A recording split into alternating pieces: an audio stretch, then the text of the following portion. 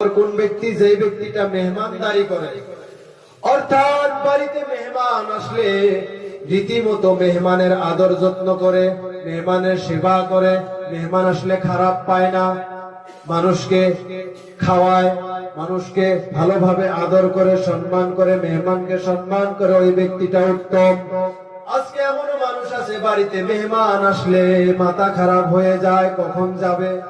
মনে রাখবেন, তিনটি কারণে পৃথিবীর মধ্যে রহমত হয়, তার মধ্যে একটি কারণ হচ্ছে বাড়ির মধ্যে মেহমান আসলে আল্লাহর রহমত হয়, আর একটি হচ্ছে কন্যা সন্তান হলে আল্লাহর রহমত হয়। তো ইনশাল্লাহ আমরা মেহমান আসলে আর আজকে থেকে মন খারাপ করব না, নাকি ইনশাল্লাহ? তারপরে আল্লাহর নবী বলেছেন, সবার আগে আগে যে ব্যক্তি সালাম দেয়, সালাম আদান প্রদান করে, ওই ব্যক্তিটা হচ্ছে উত্তম। আমি প্রথমেই বলেছি, যে ব্যক্তি দিনে 20 বার সালাম দিবে, ওই ব্যক্তি যদি ওই দিন রাত্রে মারা যায়, শহীদানের মর্তবা লাভ করবে, শহীদি মৃত্যু পাবে। সালাম আদান প্রদান করবো ইনশাল্লাহ।